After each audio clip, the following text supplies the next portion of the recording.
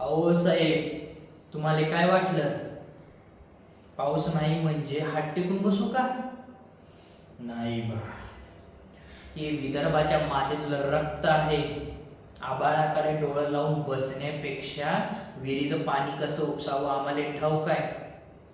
तुमच्या शहरातले बसून वाटतं की काष्टकार म्हणजे फाशी घेणार माणूस, पण आमच्या या काळ्या मातीत येऊन पहा.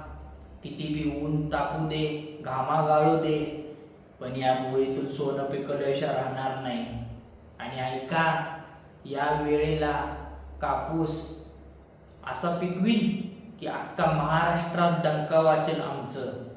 मग सांगतो तुमच्या त्या मोठ्या साहेबाले की विदर्भाचा माणूस झुकत नाही, तो फक्त मातीची सेवा करतो.